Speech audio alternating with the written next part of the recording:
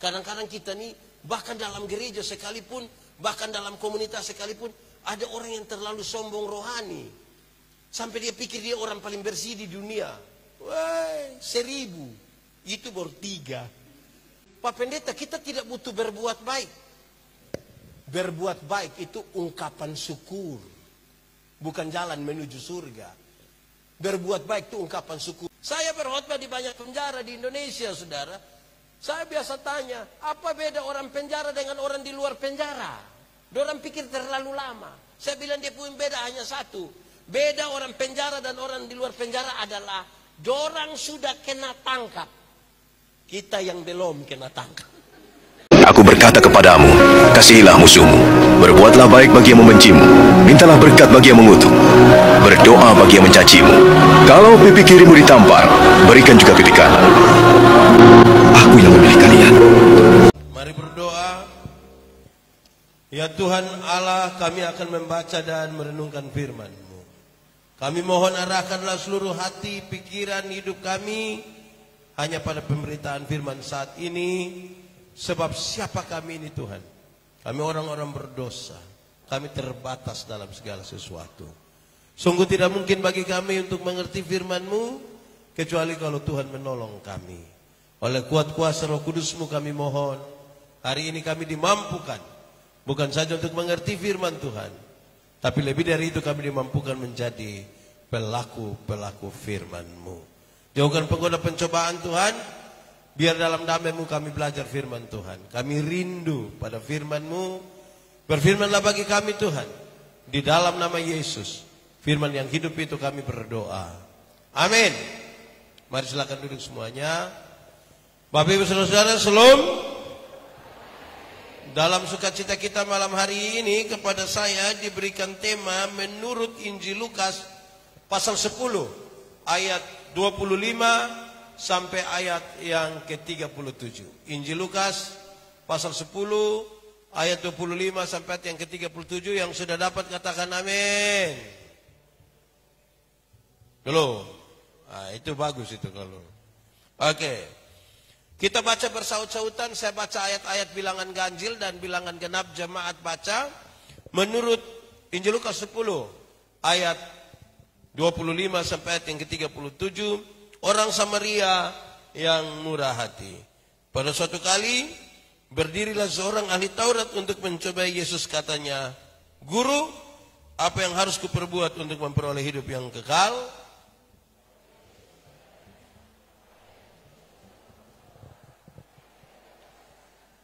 Jawab orang itu, kasihilah Tuhan Allahmu dengan segenap hatimu dan dengan segenap jiwamu dan dengan segenap kekuatanmu dan dengan segenap akal budimu.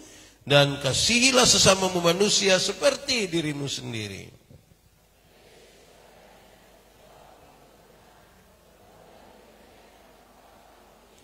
Tetapi untuk membenarkan dirinya orang itu berkata kepada Yesus, dan siapakah sesamaku manusia?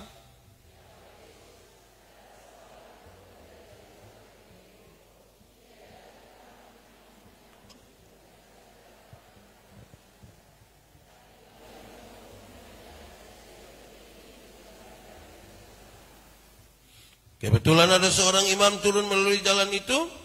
Ia melihat orang itu, tetapi ia melewatinya dari seberang jalan.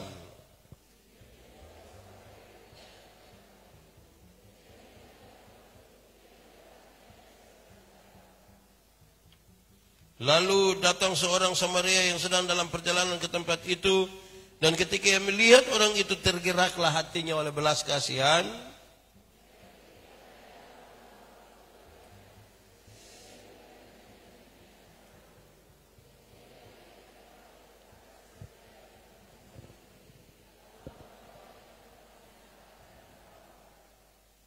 Keesokan harinya ia menyerahkan 2 dinar kepada pemilik penginapan dan katanya, rawatlah dia dan jika kau belanjakan lebih dari ini, aku akan menggantinya waktu aku kembali.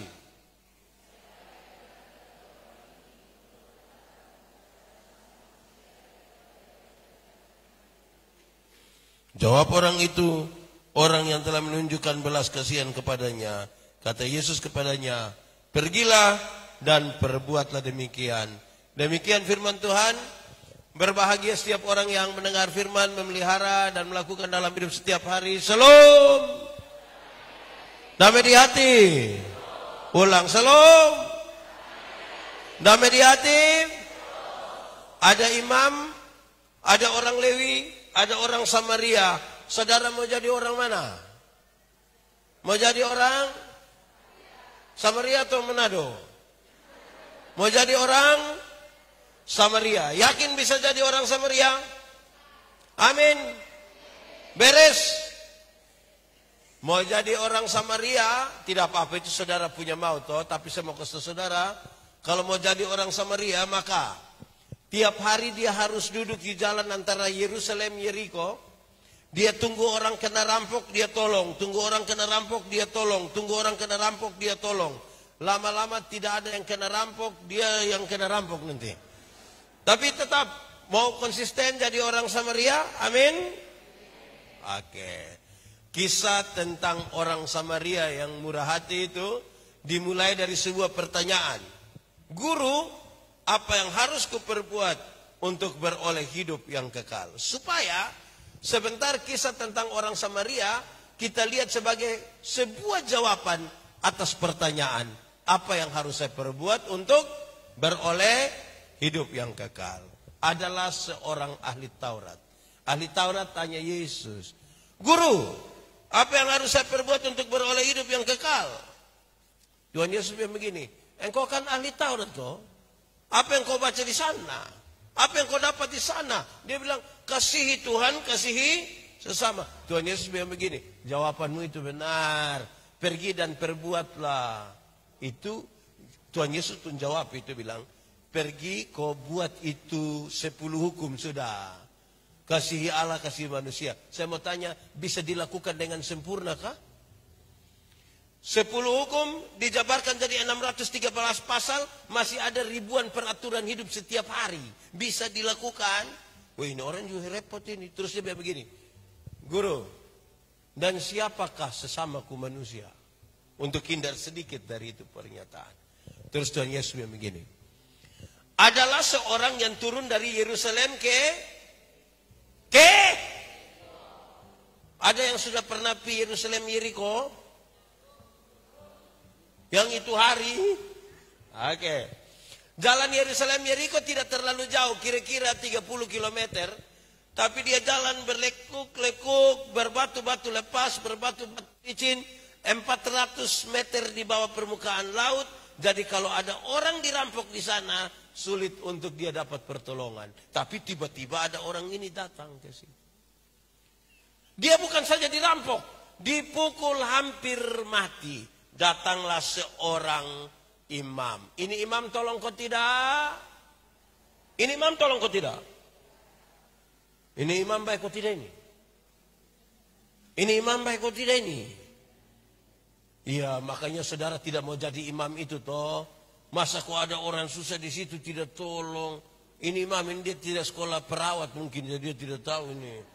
Oke, saya mau kasih tahu saudara, jangan cepat-cepat juga bilang ini imam tidak baik. Oh, kenapa? Banyak imam ditabiskan jadi imam, bahkan sampai mati tidak pernah melayani Bait Allah karena antrian sangat panjang.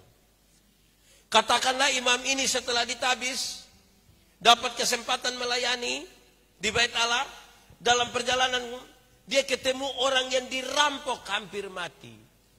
Saudara tahu kalau dia sentuh itu orang punya darah, dia disebut najis. Sekarang saya tanya saudara, kalau saudara yang jadi imam itu, pilih mana? Pilih tolong itu orang atau pilih pelayanan di Bait Allah? Saudara memilih mana? Tolong atau pelayanan? Tolong atau pelayanan? Yakin? Aman? Baik, saudara bisa pilih ini tolong itu orang. Kalau pendeta Yandi, ya saya tergantung siapa yang dirampok lah. Kalau yang dirampok itu janda muda, saya yakin pasti saya tolong, saya yakin. Saya terlalu yakin saya tolong. Tapi kalau yang dirampok itu nenek-nenek, pasti saya bilang, nenek, mungkin ini jalan Tuhan juga nenek. Tapi saudara kan ini perawat dong, bagus-bagus dong, mau tolong kan? Wah, mantap lah, mantap. Setelah itu imam, datang lagi orang Lewi. Ini orang Lewi itu tolong ke tidak? Tolong ke tidak? Makanya saudara juga tidak mau jadi orang Lewi itu kan? Siapa orang Lewi? Orang Lewi adalah saudara dari para imam. 12 suku Israel, ada satu suku yang dipisahkan hanya untuk urus bait Allah. Karena ritual orang-orang Israel di bait Allah itu dari pagi sampai sore terus-terus. Jadi bait Allah harus bagus-bagus terus. Maka suku ini jangan kerja, urus saja bait Allah. Nah, waktu dia mau pergi urus bait Allah, ada orang dipukul hampir mati. Tolong kok tidak kalau saudara yang orang Lewi itu? Tolong? Masih tetap mau tolong? Mantap. Kalau pendeta Yandi ya tergantunglah siapa ya.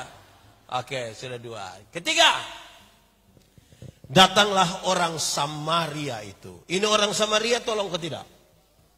Tolong. Baik ke tidak? Makanya saudara mau jadi orang baik itu kan? Mantap. Tapi saya mau kasih saudara. Kata Samaria yang ditempatkan pada orang ketiga itu dia punya masalah. Kenapa? Orang Yahudi yang ahli Taurat yang tadi bertanya itu tidak bergaul dengan orang Samaria. Padahal satu keturunan, sama-sama adalah keturunan dari Yakub. Mereka bertengkar, berkelahi. Setelah Salomo mati, mereka bertengkar, kakak adik bertengkar, siapa yang akan jadi raja.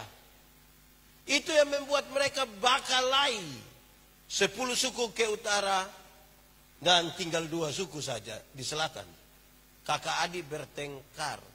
Waktu Tuhan Yesus datang, waktu kasih perumpamaan, dorang baru baku pukul bertengkar kira-kira 700 tahun. Orang Samaria baru berkelahi dengan saudara sendiri berapa lama? Oh, ini orang Samaria, orang ini kalau sentuh sesuatu, orang Yahudi tidak mau lagi. Karena dianggap najis, haram. Mereka tidak bergaul. Oh, orang rasa itu. Saya mau tanya, ini perawat orang hubungan di rumah aman-aman kok? Dengan suami aman? Dengan orang lain tuh suami? Aman juga? Ya kan teman toh, teman di... Atau istri-istri saya yang perawat. Dengan tetangga aman? Dengan ipar-ipar? Bapak mantu? Mertua aman kok? Ah, baik sudah. Baik. Saudara, sekarang lanjut. Yang dilakukan oleh orang Samaria ini ada 7 hal. Supaya ini perawat yang mau tetap jadi orang Samaria ini pikir-pikir dia bisa ke tidak ini. 1. Ini orang Samaria, ini perawat lebih tahu tapi saya bantu dari teks ini. Ini orang Samaria ambil anggur, siram di luka-luka orang itu. Alkohol pada anggur itu diharapkan bukan saja membersihkan, tapi mematikan itu kuman-kuman. Siapa tahu nanti kena penyakit apa dulu? Penyakit apa? Tetanus. Rupa-rupanya ini orang Samaria ini dia jalan kemana-mana dia bawa anggur. Sekarang saya mau tanya, perawat-perawat dong ini ada yang jalan kemana-mana bawa anggur. Cap tikus begitu, ada yang jalan di mana-mana dia ada bawa kok, ada kok. Ya, kemungkinan besar dia orang Samaria. Dia siram ini anggur. Kedua, setelah dia pakai anggur itu menurut teks tadi, dia ambil minyak dan dia oles di luka orang itu. Kemungkinan besar ini minyak zaitun. Karena salah satu fungsi dari minyak zaitun adalah menyembuhkan luka. Apa? Untuk 2 pekerjaan ini yang mau jadi orang Samaria bisa lakukan. Taruh alkohol dengan taruh minyak bisa. Yang tadi mau jadi Samaria kok sepertinya dia punya suara makin menurun ini. Bisa kok? Bisa. Saudara pastikan untuk pekerjaan itu kan pasti bilang begini. Tahan sedikit. Pakai bahasa Kupang bilang. tahan sedikit, tahan sedikit. Tidak mungkin dia bilang, makanya jangan, tidak mungkin. Gitu. Oke, sudah 2. Ketiga, dia ambil kain, dia balut di luka-luka orang itu. Bisa dilakukan? Aman? Tidak jijik kok? Wah, itu terbiasa perawat dong Oke, sekarang kita mulai yang agak berat-berat sedikit. Keempat. Ini orang Samaria, angkat ini orang, muat di atas keledai tunggangannya. Saudara, saya mau tanya kita, tolong jawab. Kita santai-santai saja, saudara jawab. Dulu sudah ada Otto, Innova ada, Avanza, Fortuner, Grab. Jadi orang kemana-mana orang naik apa itu? Keledai atau berarti keledai ini kendaraan terbaik. Sekarang saya mau tanya, ini pendeta Yandi kalau bawa mobil, dia bawa mobil. Ada orang kena pukul, ada orang celaka. Untuk tolong pendeta Yandi tolong, untuk tolong saya tolong. Tapi itu pertolongan itu biasa jadi masalah kalau masyarakat yang ikut tolong itu lihat saya pemuka agak lama itu saya mulai pikiran. Karena sedikit lagi orang akan bilang, Bapak bisa bawa ke rumah sakit pakai Bapak punya mobil kok. Oh itu saya. Saya mau tanya kita dulu, tolong jawab. Kalau saudara ketemu orang luka-luka yang saudara tolong itu, saudara bawa mobil, bawa ke rumah sakit, boleh bawa saudara punya mobil, boleh pakai. Bawa saudara punya mobil, boleh? Boleh? Yakin? Saya tanya banyak orang dan yang paling banyak bilang boleh itu karena dia belum ada mobil.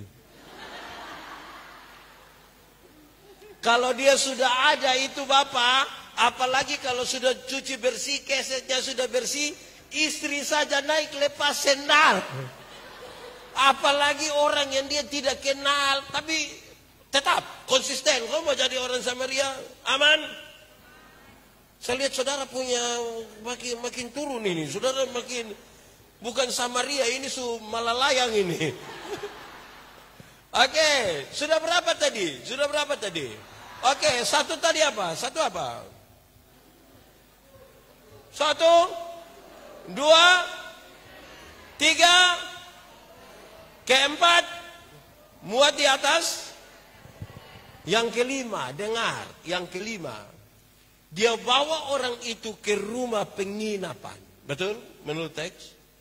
Dia bawa orang itu ke rumah penginapan. Bisa kok yang mau jadi orang Samaria kok. Ketemu orang yang kesulitan, sakit. Saudara taruh dia di, sebut satu hotel di sekitar sini, hotel apa? Saudara taruh dia di hotel quality misalnya.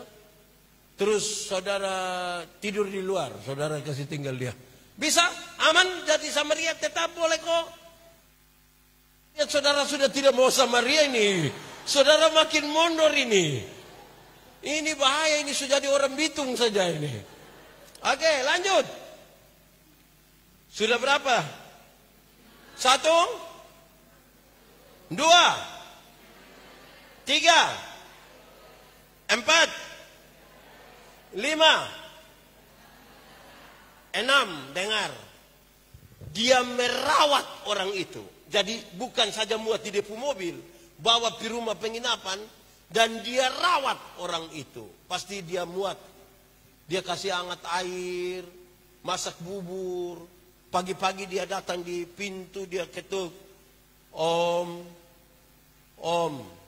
yo, masih hidup. Kan dia harus cek kan, dia cek. Bisa lakukan Samaria. Woi, ini suara makin hilang. Oke, lanjut. Sudah 6 1 tadi? 2, 3, 4, 5, 6. Oke, ketujuh. Dia ambil uang 2 dinar. Dia kasih kepada pemilik penginapan itu, betul? Dulu, dia bilang begini, waktu dia kasih kepada pemilik penginapan, dia bilang, uruslah orang ini sebaik-baiknya. Kalau engkau belanjakan lebih dari ini, nanti aku menggantinya waktu aku kembali. Saya mau kasih tahu saudara. Dulu orang kerja 1 hari dibayar 1 dinar. Berarti kalau 2 dinar itu upah kerja berapa hari?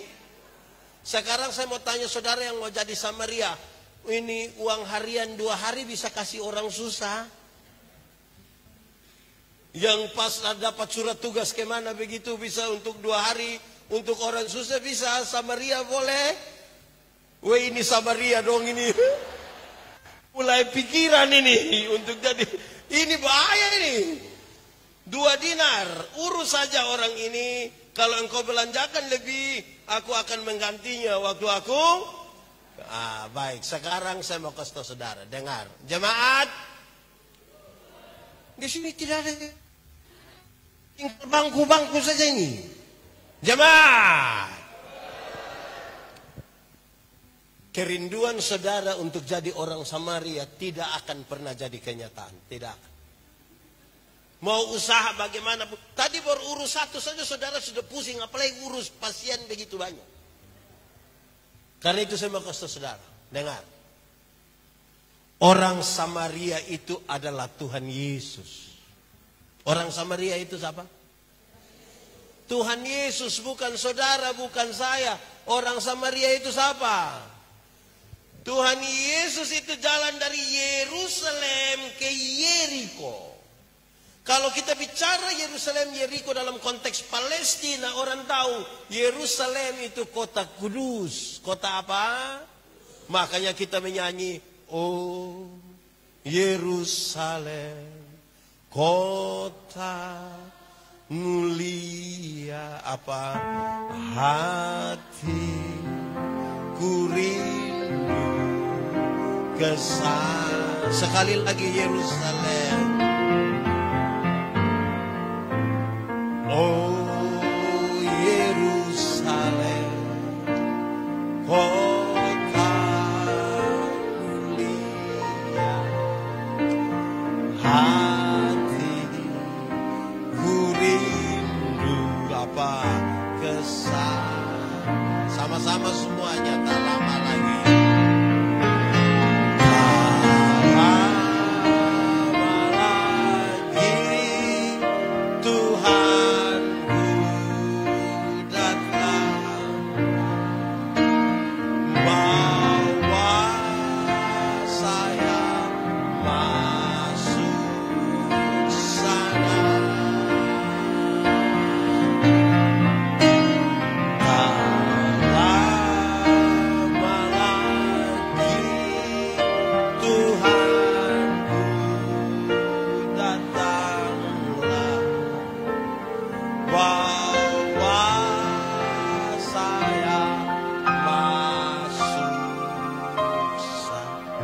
Jadi kalau bicara dalam konteks Palestina, Yerusalem adalah kota kudus, Yeriko adalah kota terkutuk. Jadi Tuhan Yesus itu datang dari kota kudus ke kota terkutuk. Ini sebuah gambaran, metafora untuk mengatakan Tuhan Yesus datang dari surga yang kekal ke dalam dunia yang penuh rawa payah. Jalannya adalah jalan 30 km. Via Dolo. Dalam perjalanan Via Dolorosa yang berat itu, Tuhan Yesus bertemu dengan orang-orang yang dirampok, dipukul hampir mati di situ. Siapakah orang itu? Orang itu adalah pendeta Yandi. Orang-orang itu adalah kita ini. Kita inilah orang-orang yang Tuhan Yesus temukan dalam perjalanan Yerusalem, Yeriko, dipukul, dirampok, hampir mati. Pertanyaannya, siapakah yang merampok kita? Siapa yang merampok kita? Ini suara tidak ada lagi. Siapa merampok kita? Jangan cepat-cepat bilang iblis. Karena mungkin juga iblis tidak tahu. Ada dulu beredar di grup WA itu, satu saat ini iblis minta ketemu Tuhan. Tuhan, ketemu dulu. Nah, kenapa? Saya mau berhenti dari iblis. Kenapa? Manusia ambil saya pun pekerjaan semua. Engkau punya maksud? Tuhan, yang korupsi itu manusia. Itu uang korupsi juga dong tidak bagi saya. Tapi orang bilang itu saya pun pekerjaan. Yang selingkuh itu manusia. Dong pi mana-mana dong tidak ajak saya juga. Tapi orang bilang itu pekerjaan. Aneh juga Saya mau kasih tahu saudara, kita dirampok oleh kerakusan kita. Kita dirampok oleh ketidakberdayaan kita. Rasa ingin menguasai semua. Dalam kondisi itu kita sekarat. Hampir mati. Untung belum mati ini. Hampir. Dalam keadaan manusia hampir mati. Imam tidak bisa tolong. Orang Lewi tidak bisa tolong. Tadi kan ada kaitan dengan guru. Apa yang harus saya perbuat untuk beroleh hidup yang saudara tahu. Lalu imam punya tugas apa? Pendeta Yandi punya satu pernyataan yang orang paling tidak suka. Bukan orang, hanya berapa orang? 2 atau 3 orang. Karena pendeta selalu bilang begini. Masuk surga itu seperti pergi WC. Tidak bisa diwakilkan. Betul kok tidak? Siapa yang ketika dia mau ke WC, Pak Kris mau pergi begitu, saya bilang, Om Kris, yo, kemana? WC, titip. Masing-masing akan pergi sendiri kan? Para imam punya tugas menunjuk jalan. Orang tanya, Pak, WC di mana? Di situ. Oh, terima kasih Pak. Awas anjing. Imam orang Lewi tidak bisa tolong. Yang bisa tolong siapa? Yesus Kristus tadi. Amin kok? Untuk masuk surga bukan karena imam. Ini kalau masih ada jemaat pilih-pilih pendeta berkhotbah ini orang susah masuk surga. Karena itu pendeta tidak bisa tolong dia. Tuhan Yesus yang tolong. Di Manado sini ada jemaat pilih-pilih pendeta. Ada juga nah ini repot ini kalau begini ini. Oke, jemaat. Saudara tahu, Tuhan Yesus menolong kita di situ. Oleh bilur-bilurnya kita menjadi, waktu kita sembuh saudara, waktu kita yang di jalan Yerusalem Yeriko sembuh, Tuhan Yesus bawa kita ke rumah penginapan. Kemana? Apakah rumah penginapan itu? Rumah penginapan adalah gereja Tuhan. Rumah penginapan adalah. Jadi setelah umat manusia ditebus, diselamatkan, Tuhan Yesus titip kita di gereja. Titip di mana? Tapi ada banyak orang larikan diri dari rumah penginapan. Ada yang suka lari dari rumah penginapan. Ini perawat-perawat dong ini setia di rumah penginapan. Pak pendeta, kami tidak lari dari rumah penginapan. Kami suka pindah-pindah penginapan, Bapak. Penginapan Gemim, penginapan GBI, penginapan ini kami di semua penginapan, Bapak. Saudara, Tuhan Yesus titip kita di rumah penginapan. Terus dia ambil uang berapa dinar? Dia titip di itu gereja. Dia bilang begini, uruslah mereka sehabis-habisnya. Kalau ternyata engkau belanjakan lebih dari ini, aku akan menggantinya kembali. Saya mau kasih saudara, barang siapa yang pada masa kini meninggalkan ini, meninggalkan ini, meninggalkan ini, dia akan dapat berapa kali lipat? 2 kali lipat. Jadi dia pakai itu cara untuk menjelaskan sekarang. Saya mau kasih saudara begini. Gereja yang urus orang-orang yang Tuhan titipkan kepadanya, gereja itu diberkati. Tapi gereja kalau tidak urus orang-orang yang Tuhan titipkan kepadanya, gereja itu tidak diberkati. Pendeta, tidak diberkati apa? Kami punya kolekte banyak-banyak. Wait, nanti tiap hari hanya ribut soal kolekte. Apalagi dia hanya kasih 2.000 1 minggu. Berarti 1 bulan berapa? 8.000. Tapi tuduh bendahara makan gaji semua. Repot ini kita hidup ini. Nah, saudara lihat. Setelah saudara dapat gambaran yang itu tadi, sekarang saya lanjut sedikit. Tuhan Yesus balik lihat ini ahli Taurat tadi ini. Dia tanya, kawan, menurut pendapatmu, siapakah sesama manusia dari orang? Ini pertanyaan jawabannya gampang. Jawabannya terlalu gampang untuk menjelaskan. Kau bilang, ini yang... Tapi itu pertanyaan yang paling menjungkir balikan cara berpikir itu ahli Taurat. Kenapa? Saya mau kasih tahu saudara bahwa orang Yahudi itu, termasuk ahli Taurat itu, dia pikir dengan dia bisa melakukan 10 hukum Taurat, dia tidak perlu lagi juru selamat. Orang Samaria itu dia tidak butuh lagi.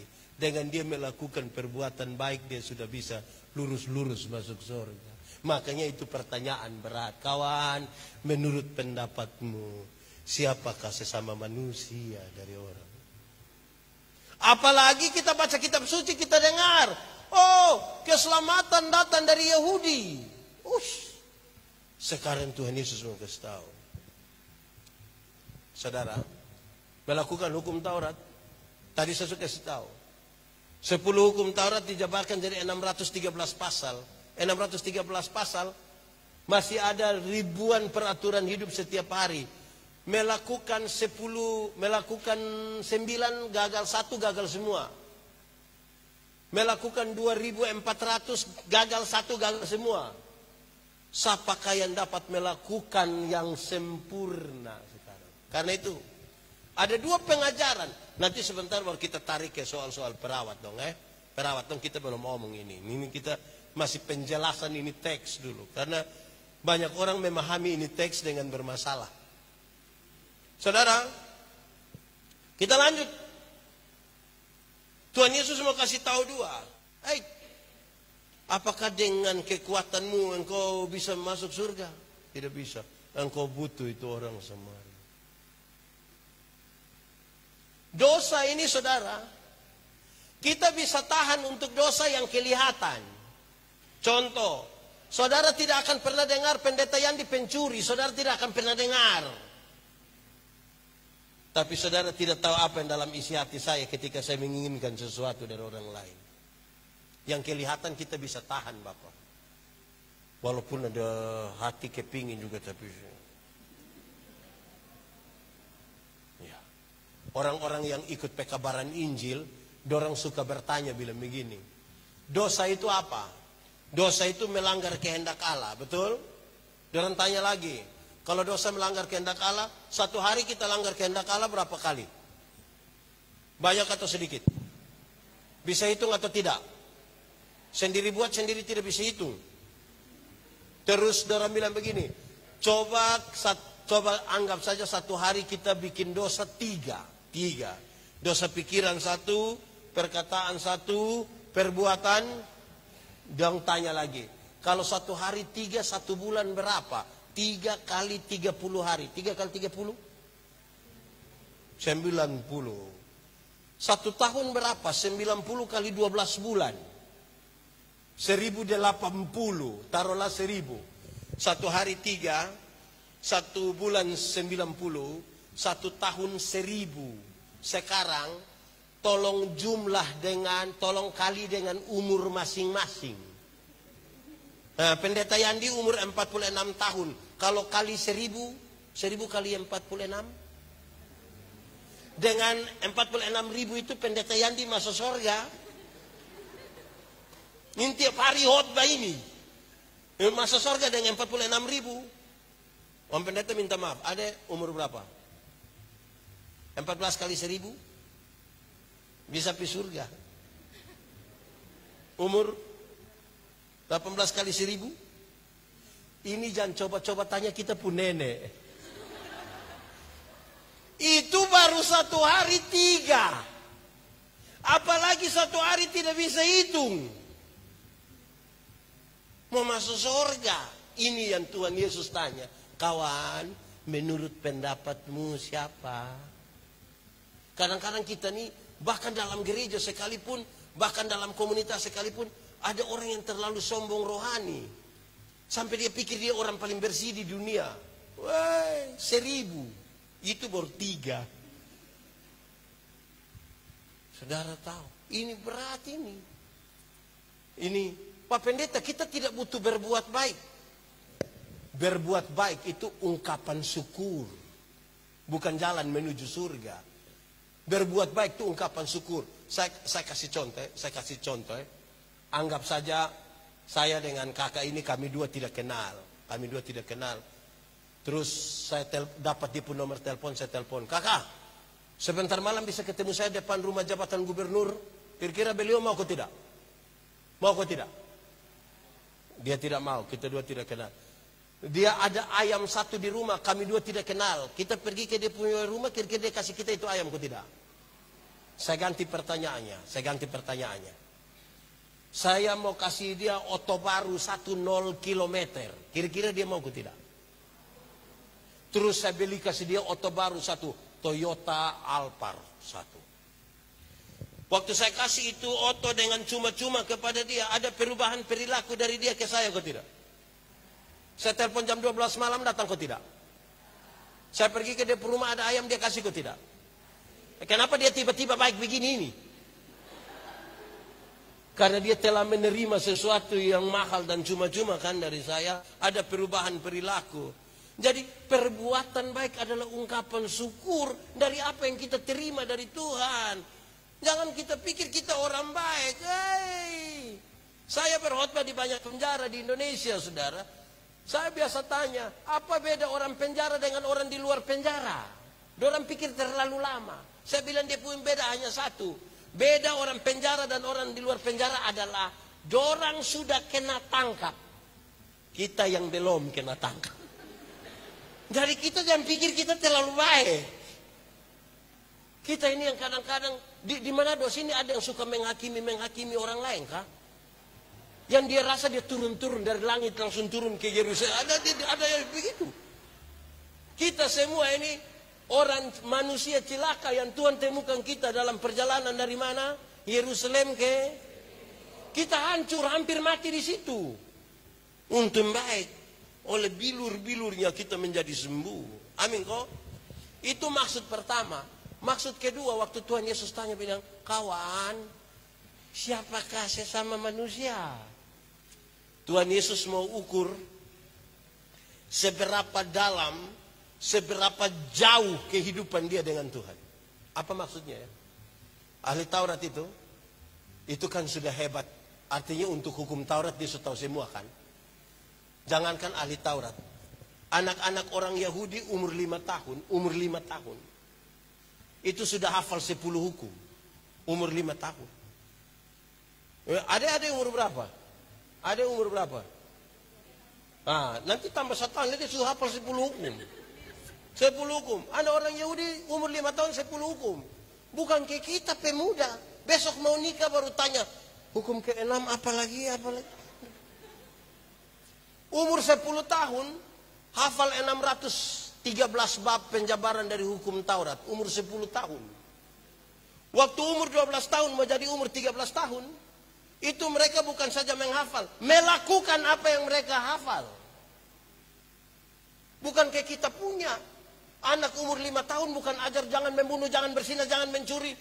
Ajar dia. Pendeta datang orang tua bilang, adek, coba adek TikTok kok om pendeta lihat.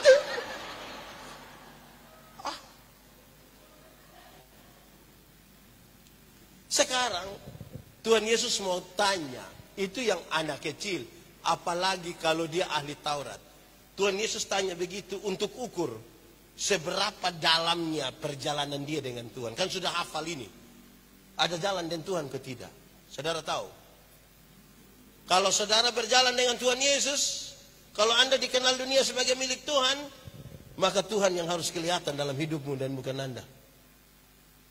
Saya kasih contoh sekarang. Saya pakai contoh ringan-ringan untuk kita pahami. Coba kita ukur kita ini ada berjalan bersama dengan Tuhan Yesus atau tidak.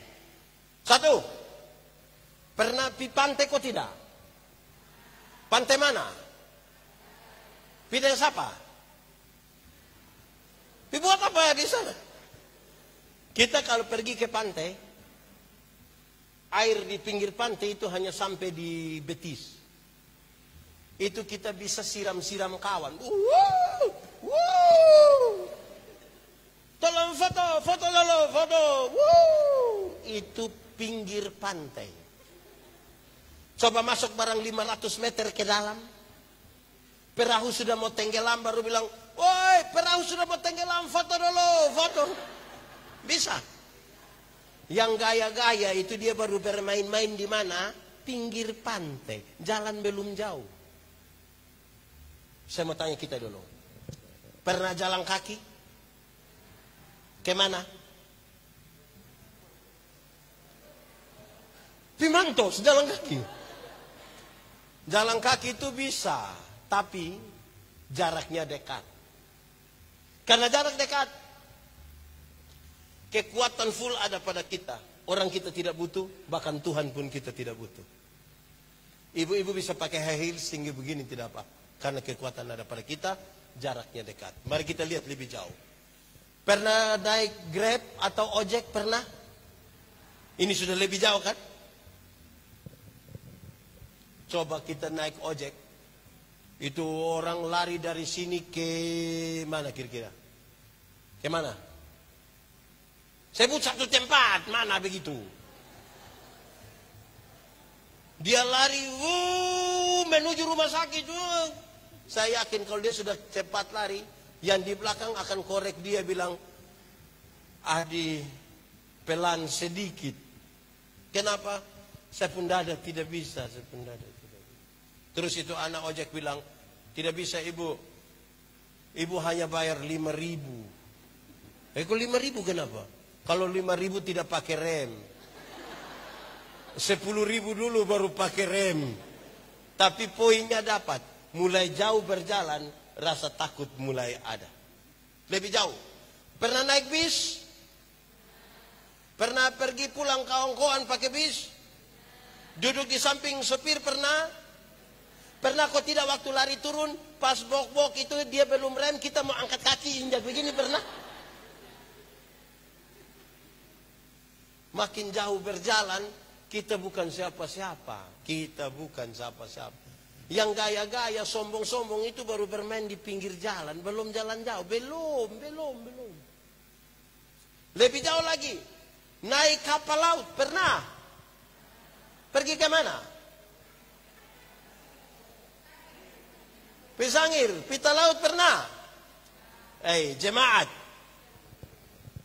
Saudara, di NTT itu salah satu laut yang cukup berat itu Laut Sabu.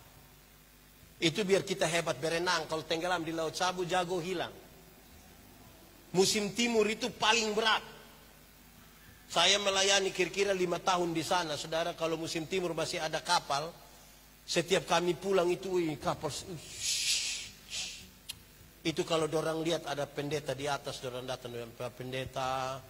Ya, kita ibadah. Di darat tidak ibadah Bapak, di laut ibadah. Yang menarik kalau kami ibadah di laut itu, waktu persembahan itu kami tidak pakai ini, tangguk ini, kami tidak pakai yang ini, kami tidak pakai memang. Pertama karena tidak ada. Tapi yang kedua kami pakai dos yang besar. Kenapa harus pakai dos? Karena kalau kita ibadah di laut itu, apalagi gelombang ada besar, yang bawa persembahan datang itu sekali dia isi tangan di saku, itu dapat berapa saja, semua langsung masuk gitu langsung. Itu tidak lewat otak, dia dari sini lurus. Beda dengan ibadah di darat, beda kok tidak? Beda, termasuk yang sebentar ini, termasuk sebentar ini. Kalau kita ibadah di darat, yang petugas persembahan datang, kita isi tangan dalam saku ini macam agak lama. Sudah lama lagi baru mata kayak hitung-hitung begini mata. Terus kita ambil ini persembahan, kita isi, yang pembawa persembahan sudah lewat baru kita kaget. Kenapa? Saya isi yang merah tadi. Saudara pernah menyesal isi salah, kok tidak pernah? Saya pernah menyesal karena ibadah di laut tidak ada. Yang gaya-gaya itu jalan sepotong. Kadang-kadang kita ini cincin harga 20 juta, cincin 20 juta. Isi 5.000. Dari cincin yang 20 kas jatuh 5.000.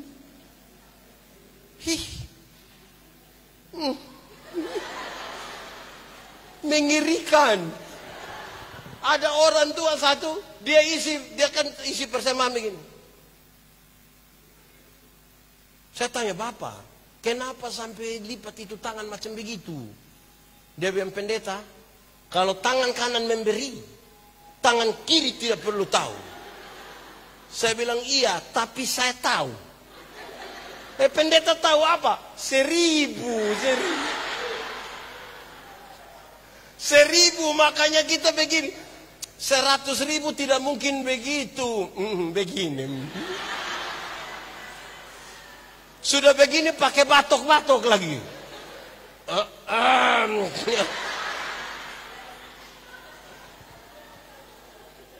Yang gaya-gaya itu bermain masih di pinggir jalan, belum. Lebih jauh lagi, naik pesawat. Pernah? Kemana? Ini orang suka jalan-jalan ini. Naik pesawat, jangan naik yang ATR dorang. Naik yang Boeing kah, Airbus kah, itu dia terbang kira-kira 36.000 kaki kan. 36.000 kaki berarti kira-kira ada 12 km di atas udara. 12 km itu pesawat belum jatuh, kita sudah mati, belum jatuh. Dia baru mati sudah kita. Dia mati sudah.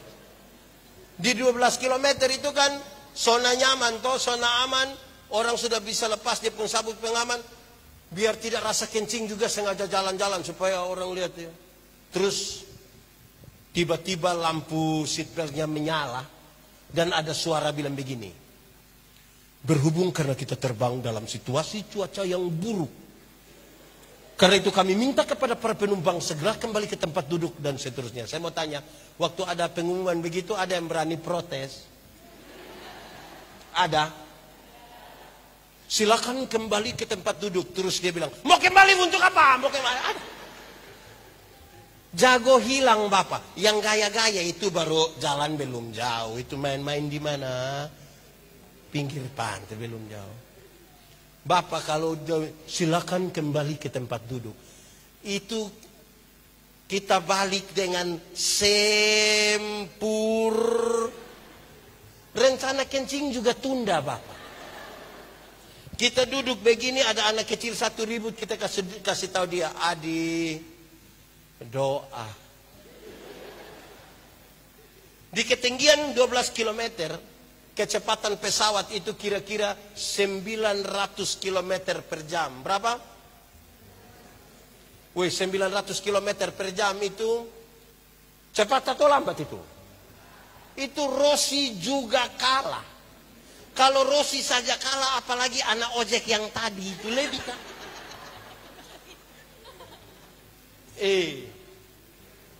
Di kecepatan 900 km per jam itu kan dia tabrak awan, pesawat guncang kan? Waktu dia tabrak pesawat guncang, yang agama Kristen langsung bilang, Yesus. Kalau di darat kaget mati Pak. Ada orang yang kalau di darat itu dia di sini ada yang tukang maki-maki begitu ada. Saya belum pernah dengar orang maki di atas pesawat, belum pernah ada. Kalau ada yang tukang maki, kita kumpul kasih dia uang beli tiket, suruh berangkat yang musim hujan angin. Itu pulang langsung persekutuan doa di rumah Pak. Nah saudara lihat itu pertanyaannya. Siapa sesama manusia? Tuhan Yesus pencara ganti kita. Saudara lihat. Ini orang penginjilan bilang begini. Orang pekabaran Injil bilang begini. Tuhan itu maha kasih. Betul?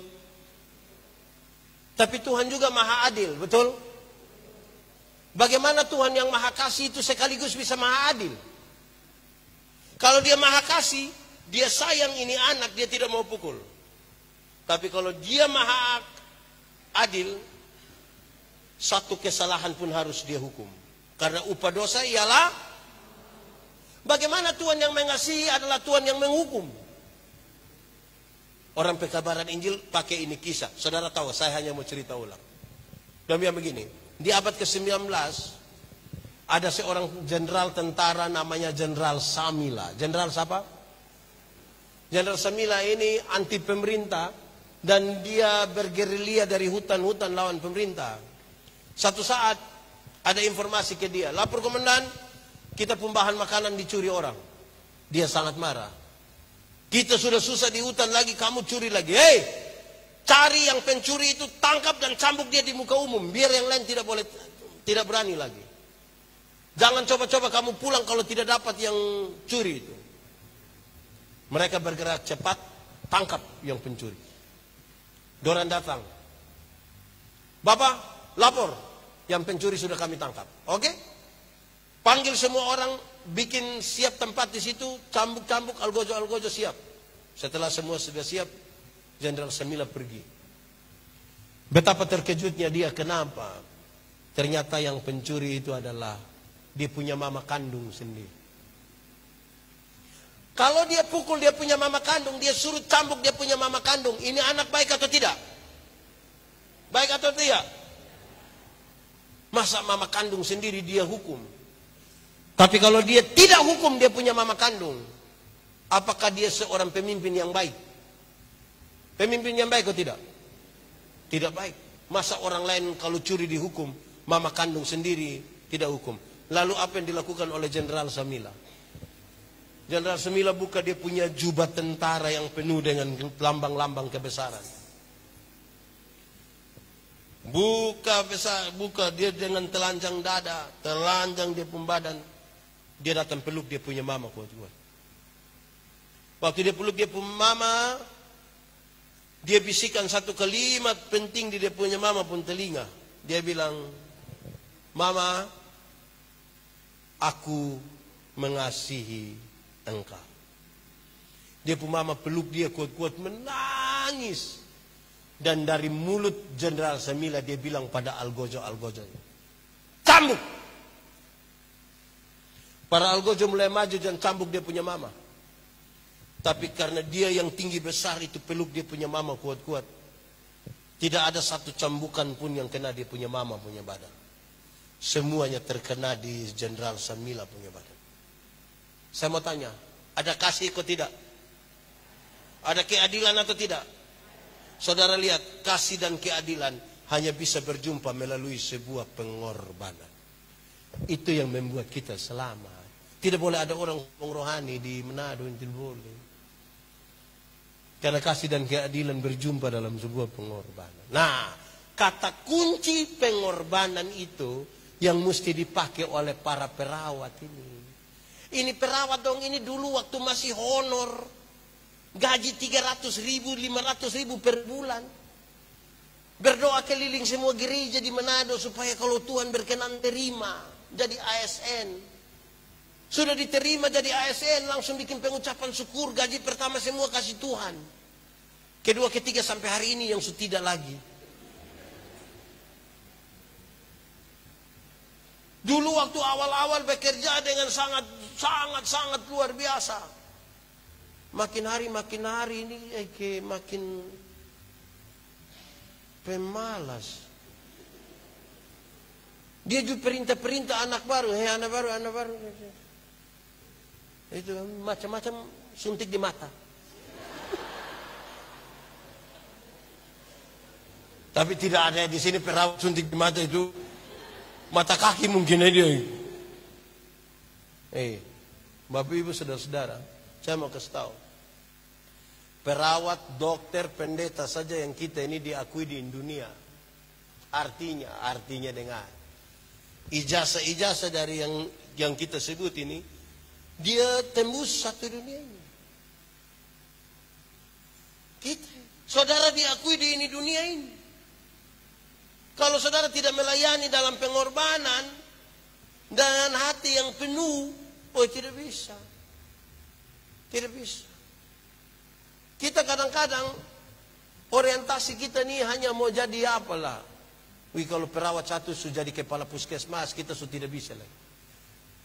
Kita lebih banyak bicara, dia pun tidak baik. Wih, dulu waktu kuliah dia paling bodoh, sudah dia paling bodoh. Waktu belajar itu dia tidak menghadap dosen, dia menghadap tembok, dia mungkin itu. Dan saudara-saudara, pengorbanan, berkorban. Saudara, pengorbanan itu seperti apa? Apakah dengan pengorbanan ini kadang-kadang orang menafsirkan dia sebagai upaya untuk memberi saja. Memberi sesuatu. Pengorbanan itu juga bisa berarti kita menjadi tempat. Kami pendeta ini, orang pun tidak baik, dia orang pun baik, semua dan tumpahkan di kami. Dua orang berkelahi, kok kami pergi duluan di sini, yang ini maki kami, bilang kami bela dia. Kita pergi ke sini, dia bilang saya bela dia. Kasih ketemu don dua berkelahi di kami pemuka. Ya, kami juga pusing ini gitu. Saya ditabiskan jadi pendeta, saya bikin satu tulisan kecil bilang begini, hari ini jadi pendeta, hari ini kita masuk dalam kelompok orang bersalah. Khotbah panjang salah, khotbah pendek salah, rapi sekali salah, tidak rapi salah, bergaul salah, tidak bergaul salah, kepala botak salah, gondrong salah, ada kumis salah, tidak ada kumis salah, cerewet salah, tidak cerewet salah, di rumah terus salah, keluar terus juga salah. Pokoknya semua yang kita buat salah. Jadi kalau saudara berusaha untuk membenarkan diri, itu pekerjaan yang sia-sia. Lakukanlah segala sesuatu seperti untuk Tuhan dan bukan untuk. Saudara tahu, Tuhan Yesus bertanya pada hal yang sangat praktis. Ketika aku lapar, kamu ada di mana? Ketika aku sakit, kamu ada di mana? Ketika aku terpenjara, kamu ada di mana? Kamu ada di mana? Kamu ada di mana? Dia bicara tentang keberpihakan, solidaritas. Kenapa kita butuh solidar dengan orang lain? Karena Tuhan Yesus lebih duluan solidar dengan kita. Saya berkhotbah dan saya bilang, solidaritas orang Kristen ini kadang-kadang mengerikan. Saudara pernah belanja di mall? Kau pernah kok?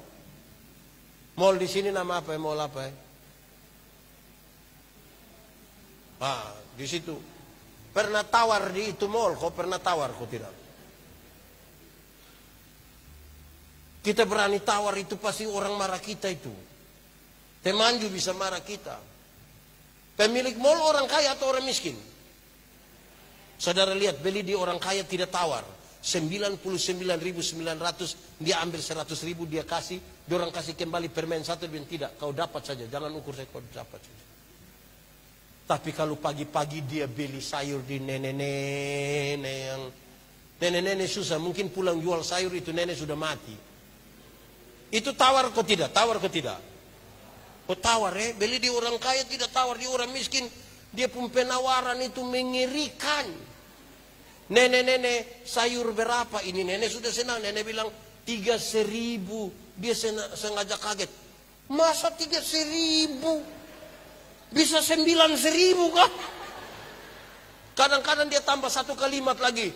Bisa 9.000 kan, nenek dorang tanam sendiri juga. Itu kalau saya yang jual, saya bilang bawa gratis saja, bawa gratis terus. Tawar sayur 3.000 jadi 9.000, padahal turun dari mobil Innova. Di tangan kanan ada iPhone, di tangan kiri ada Samsung terbaru. Masih ada Nokia dalam tas. Rantai salib berat 2 kilogram. Tawar sayur 3.000 jadi 9.000 itu, aduh. Mulai besok itu tawar sayur itu kebalik dari itu ya. Tanya itu nenek sayur berapa? Ini nenek kasih tahu 3.000. Maaf nenek, bolehkah 1 3.000? Kalau tawar sayur 3.000 jadi 3.000, hanya 3 kemungkinan. Kemungkinan pertama itu orang punya solidaritas sosial yang kuat dan hebat sekali, pantas ditiru, pantas dipuji. Tapi yang kedua mungkin makam puji. Atau mungkin yang ketiga gila juga mungkin. Itu kita yang menentukan itu semua. Solidaritas. Itu penting, saudara. Ini kadang-kadang ini perawat dong, ini kan permisi yang laki-laki saya tidak omong karena kita laki-laki semua, yang ibu-ibu sah. Perawat yang perempuan ini cantik-cantik semua. Kadang-kadang orang pilih satu tempat bukan kerja. Orang duduk kotanya ini alat-alat kecantikan dong. Jadi ini pasien sudah datang sudah mau mati di situ. Sabar sedikit orang masih tanya. Ngana pakai apa di muka kok glowing begitu? Ini perawat mau mati, ini yang pasien mau mati di sini. Ngana kenapa di muka putih di leher hitam? Kita sibuk di hal ini sekarang. Itu glowing tambah dengan belanja online ini yang bikin rusak, ini perawat dong ini. Ya, urus dulu ini orang. Melayanilah begitu rupa sampai orang bilang puji Tuhan. Saya punya teman satu, orang Ambon. Dia punya keluarga pergi ke Kupang. Terus sekarang mau beli tiket ini, tiket kapal laut kan orang banyak. Pergi mau beli begini. Ibu, boleh beli tiket kok? Sabar. Nanti kapan? Belum jam 8. Dia duduk. Semua jam 8, pas jam 8 dia bilang, Ibu, kita sudah boleh beli kok? Sabar dulu. Tapi tadi ibu bilang sejam 8. Iya, kok sebentar sedikit, tidak bisa tunggu. Dan cerita di dalam. Ibu minta maaf, ini sudah 8.15, sudah boleh layani kami kok. Sini sudah kamu berapa orang? Saya mau tanya saudara. Menurut saudara itu Pak yang diperlakukan begitu dia sukacita? Bayangkan kalau dia datang, dia beli pas jam 8, dia pulang cepat. Istri bilang, Papa, kok punya cepat lagi? Pasti dia bilang, aduh itu orang yang kerja di situ dong, kerja cepat, baik-baik. Puji Tuhan, saya bisa pulang lebih cepat. Puji Tuhan toh. Coba saudara bayangkan kalau saudara cara kerja begitu, muka begitu lagi. Terus orang datang, sabar sedikit dulu. Makanya jangan nakal-nakal. Sebentar orang puji Tuhan dengan kita pun pekerjaan. Kerjalah begitu rupa supaya orang bilang, puji Tuhan, puji Tuhan. Ingat, Tuhan memberi makan kepada Bapak Ibu semua lewat itu pelayanan. Tuhan itu memberi makan kepada burung pipit tapi tidak melemparkan gandum ke dalam sangkar. Itu burung mesti keluar dari sangkarnya, pergi cari di ladang-ladang, resiko dia kena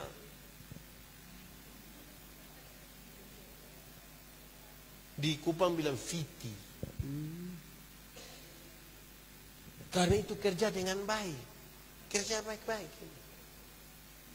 Kalau tidak saudara-saudara, kita merusak sesuatu yang saya dulu masih pelayan di kampung. Di pedalaman saya melayan kira-kira 7 tahun mungkin, 7 atau 8 tahun. Saya punya teman perawat satu tuh yang kami dua biasa jalan sama-sama, ada 3 orang. Satu dia hanya berdoa, yang saya. Yang satu dia ikut-ikut bawa obat, yang satu itu yang dia kerja, orang punya luka, orang punya segala macam yang kerja. Itu gratis semua.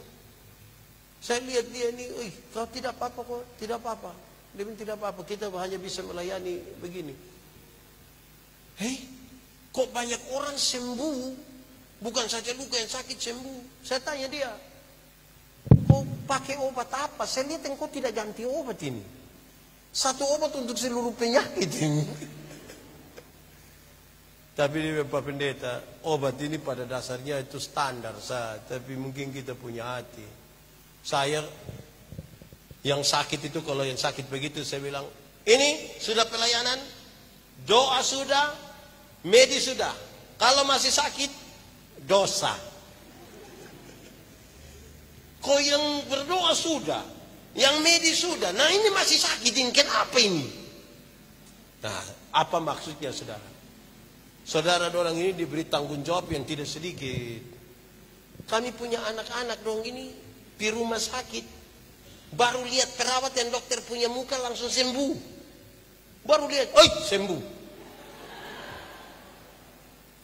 Dorang tidak makan di rumah, kita sebut perawat satu punya nama langsung makan. Kira-kira ada apa dengan ini perawat ini? Tapi itu berarti bahwa saudara-saudara punya pengaruh itu. Nah, itu pengaruh itu yang dipakai. Ini perawat dong, ini kan tamat, rata-rata kerja di atas 30 tahun. Sampai pensiun. Kalau mati sebelum pensiun ya itu mungkin tidak sampai, tapi itu lebih dari 30 tahun. Saudara bayangkan mengabdi lebih dari 30 tahun. Itu bukan pekerjaan main-main gila. Kalau kita tidak berikan dengan hati yang tulus. Sesuatu itu kalau tidak tulus tidak bisa. Sesuatu tidak tulus tidak bisa. Harus diberikan dengan tulus. Baru kita mengerti bahwa oh ternyata ini. Ternyata. Saya suka nonton film-film di Indosiar. Wah. Yang satu film baru mulai kita sudah tahu di akhir itu. Itu saya sudah tahu memang itu. Tapi ada kisah tentang perawat. Tentang apalah yang betul-betul dong berjuang. Apakah itu memang masih kisah yang nyata atau sudah tinggal cerita? Apalagi yang lebih hebat dari saudara adalah ini acara punya nama Persekutuan Perawat Kristiani. Bayangkan, ini bukan persekutuan perawat batu, Kristiani. Wih, Kristiani itu Kristennya dapat sekali itu. Nah, persoalan kita tentang Kristen itu adalah nilai. Kita punya soal tentang nilai. Nilai-nilai Kristian itu kita sudah dapat, tapi kita tidak pakai dalam hidup. Saya biasa bilang begini. Contoh nilai yang kita. Jadi kita tahu tapi tidak melakukan. Contoh, kalau orang tolong kita terus kita bilang terima kasih, itu baik atau tidak? Yakin? Kalau begitu saya mau tanya, siapa punya suami yang pagi-pagi ibu buat sarapan terus suaminya bilang, ibu terima kasih. Ada? Ada?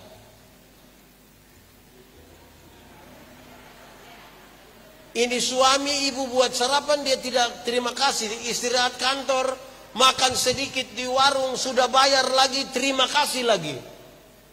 Kadang-kadang tambah bahasa bilang besok saya datang lagi mbak. Hei bapak-bapak, coba bapak-bapak pulang sebentar coba. Ibu buat habis makan malam, coba bapak dengan yakin sekali bilang ibu terima kasih. Woi bapak berani ngomong begitu, ibu pikiran. Itu ibu punya pikiran dua. Pasti ibu punya pikiran pertama, tidak tahu roh apa naik di sepu suami ini sampai tiba-tiba begini. Atau jangan sampai yang kedua ibu berpikir begini, jangan-jangan ini hari terakhir. Jadi tiba-tiba karena kita tidak menjadikan dia nilai dalam kita pun diri. Mengalah itu baik atau tidak? Mengalah itu baik atau tidak? Yakin? Aman? Kalau begitu setiap kali suami istri bertengkar, siapa mengalah duluan? Suami atau istri? Istri atau suami? Suami atau istri? Istri atau suami? Saudara dengar. Dua orang tahu mengalah itu baik. Waktu bertengkar dua-dua tidak mau mengalah. Malam papa tidur di kebun dengan ular. Kalau terpaksa tidur sama-sama, papa hadap kiri, mama hadap. Bicara kok tidak? Bangun pagi, mama tetap buat kopi tapi tidak antar. Panggil anak kecil satu, baru mama bilang begini, kau antar kasih papa. Papa terima di ruang tamu, papa bilang, mama yang suruh. Ini anak dari ruang tamu datang, dia punya mama panggil, papa bilang apa? Ya kita tahu tapi kita tidak lakukan. Kita tahu tapi kita tidak lakukan. Itu kita persoalan. Belum lagi Tuhan Yesus itu tidak pernah memilih orang-orang di Yerusalem Yeriko, dia tidak pilih. Tapi kita perawat ini kadang-kadang kita melayani pilih-pilih. Kalau orang yang kota kaya itu kita melayani dia tuh, sepenuh hati, jiwa, akal budi dan segala macam. Tapi yang datang itu kotor-kotor, kita tapi cita-cita dia jadi orang Samaria yang murah hati. Tadi siang ada yang ikut ibadah kok di gereja, di mana? Di gereja Lukas. Saya bilang, kita perawat pendeta ini kurang lebih sama. Bapak mama kan urus yang jasmani, kami yang rohani. Saya bilang kami pendeta-pendeta, saya punya kisah satu teman don tidak suka tapi saya punya kisah. Satu saat ada pendeta satu pergi, ada nenek-nenek satu tuh di acara, ada orang bikin acara. Janda tua satu ini, janda miskin ini bilang, Bapak pendeta, tanggal 14 bisa pimpin ibadah di rumah kah? Pendeta bilang, saya sibuk. Bisakah penatua saja kah yang pergi? Oh iya, penatua saja Oh tidak apa-apa Bapak, tidak apa-apa. Dorang ambil makanan habis, duduk sama-sama, basa-basi Pak Pendeta tanya, Ibu, mau buat acara apa? Buat ibadah, ada acara apa? Terus janda tua ini bilang begini, tidak Bapak, saya punya anak laki-laki yang pertama baru saja dilantik jadi komisaris bank. Jadi dia ada mau titip berkat sedikit. Pendeta bilang, sabar dulu, tanggal berapa Ibu? Tanggal berapa? Tanggal berapa? Terus ini bilang tanggal 14. Oh, saya kira tanggal 4. Kalau 14 bisa. Jadi marilah, Tuhan tidak pernah pilih-pilih orang toh dalam perjalanan Yerusalem, Yeriko. Iya.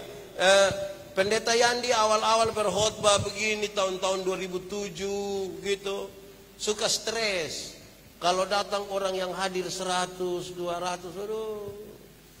Lama-lama kita pikir kita ini sebenarnya mau pelayanan apa? Akhirnya kami berdoa, sama-sama istri berdoa, mau 1 orang hadir berkhotbah mesti sama dengan 100 orang, sama dengan 10.000 orang, sama dengan 20.000 orang. Jangan suka pilih-pilih pelayanan. Yang kita pun terbaik itu kita berikan. Selebihnya itu Tuhan yang atur, Tuhan yang punya. Amin kok. Nah itu yang paling betul. Perawat dong ini bertanggung jawab. Untuk saya juga perawat bertanggung jawab. Orang saya itu hari pas COVID itu, orang melihat-lihat saya bilang, kamu lihat-lihat apa? Sapu hidung dulu bagus. Hanya karena yang begini-begini ini akhirnya hancur ini saya punya ini. Jadi perawat bertanggung jawab. Tidak Yang saya maksudkan itu lebih begini. Saudara urus banyak sekali hal. Apapun yang Bapak Ibu dong lakukan itu, semua orang percaya. Nah, itu harus penuh keyakinan. Kedua, kalau superawat pakai ilmu, nah buang itu yang pok-pok, itu suanggi, itu buang sudah. Kepercayaan sia-sia itu buang. Saya bawa materi di banyak tempat, saudara. Habis bawa materi ada yang pendeta Yandi, pendeta, yo kita foto-foto dulu, boleh. Pas kita mau foto ada yang lari dari sana, jangan 3 orang. Nanti kalau foto 3 orang kenapa mau? Yang mati yang foto. Jadi buang sudah pikiran yang sia-sia. Woi, kalau kita foto 3 orang yang di tengah mati, betapa mudahnya kita bunuh Bapak ini, mudah sekali. Karena dong ada 3 tinggal kita, wah mati dia. Buang sudah kita pikiran yang sia-sia itu. Kalau tangan kanan gatal artinya, kalau tangan kanan gatal dapat duit, saudara jadi perawat untuk apa lagi? Tinggal duduk kayak begini-begini. Kalau tangan kanan gatal artinya dapat doi, berarti orang Koreng itu kaya raya. Kok bukan tangan saja yang gatal, semua gatal habis itu. Alkitab bilang satu-satunya cara untuk dapat berkat itu ialah kerja. Bukan bagatal, kerja gitu. Masa gatal dapat duit? Jadi buang sudah itu pikiran yang sia-sia dorang. Aneh-aneh, macam-macam kita ini. Amin kok. Jadi itu hal-hal yang bisa kita pakai. Mari kita tunduk kepala semua di hadapan. Aku berkata kepadamu, kasihilah musuhmu, berbuatlah baik bagi yang membencimu, mintalah berkat bagi yang mengutuk, berdoa bagi yang mencacimu. Kalau pipi kirimu ditampar, berikan juga pipi kanan. Aku yang memilih kalian.